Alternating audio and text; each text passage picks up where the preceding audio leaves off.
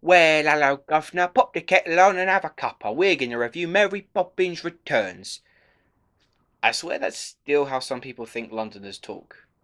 Like either that or it's, oh, we speak the Queen's English. What to pronounce our P's and Q's? How's it going, guys? That was meant to be a fake cough and it turned into a real one. Welcome back to another episode of Luke's Reviews. On today's video, I will be reviewing Mary Poppins Returns. First things first, yes, this review is a little later than I had originally planned, purely due to the fact that I didn't see Mary Poppins until a while after it come out.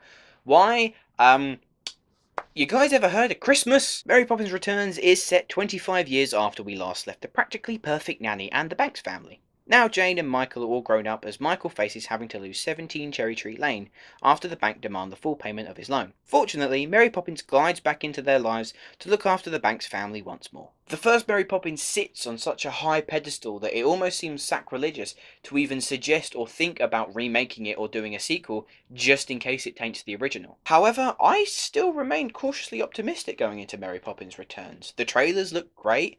Emily Blunt looked like the ideal casting choice to follow on from the incomparable Julie Andrews, although we all know who the best Mary Poppins really is.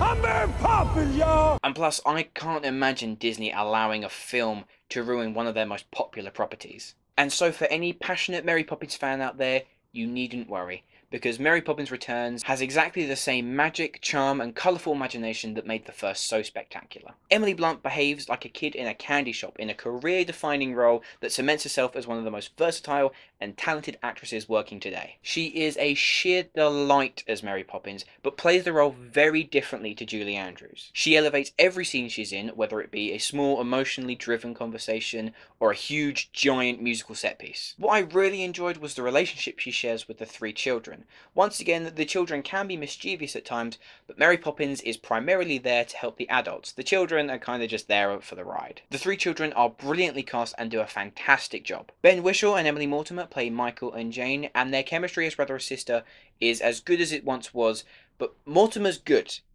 Whishaw, however, is sensational as a recently widowed father who has the weight of the world bearing down on his shoulders. Underneath all of that colour and bravado that Mary Poppins is renowned for, there is always a genuine emotional layer about a broken family doing its best to mend. That being said, when this movie reaches those musical numbers, they smash it clean out the park. Director Rob Marshall, known for his ability to helm these big musicals, does some of his best work when it comes to the giant musical set pieces. There's a lovely underwater ballad, an uproaring and heart-pounding musical sequence that might have been my favourite moment in the entire movie, and a finale that will set your heart soaring over the streets of London. Sadly though, Mary Poppins does suffer from a few problems. Primarily, it's almost beat for beat identical to the first one. For starters, Mary and the children are joined by Jack, a lamplighter who works the streets of London, played by a Yank, doing a fairly average Cockney accent. Lin-Manuel Miranda gives a great performance and shares outrageous chemistry with Emily Blunt, but his character feels far too similar to that of Bert from the first movie. We also get a scene where Mary takes the children and her Cockney friend to a wacky relative. Last time we had the giggling Edwin floating around the ceiling.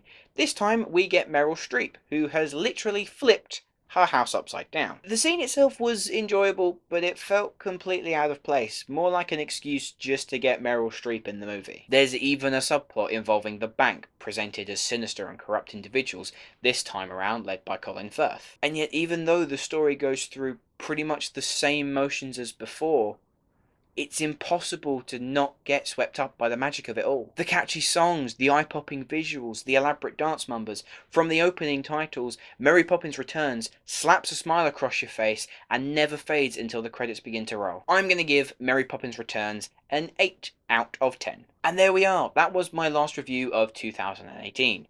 Coming soon, we're going to have my year in review, where I talk about the best, worst of the year, as well as what I'm looking forward to seeing in 2019. Also, if you haven't been following me on social media, why not? But also, I announced that I'm going to be bringing my blog back, a blog that I used to run before I even started this channel. The general idea behind it is that I'm going to review slightly smaller films on there, ones that are more suited toward a written review. I recently put up my review for Roma, and I'll include a link to that in the description below. Anyway, what did you think of Mary Poppins Returns, and did you prefer it to the original? Let me know what you thought in the comments below. If you have enjoyed this video, please hit that like button and subscribe to my channel if you haven't already. Links to my Facebook, Twitter, Instagram and blog are in the description. Many thanks for watching, guys, and I shall see you in the next video. Chim chimney, chim chimney, chim chim chiree. I don't want to get copyright strike by Disney.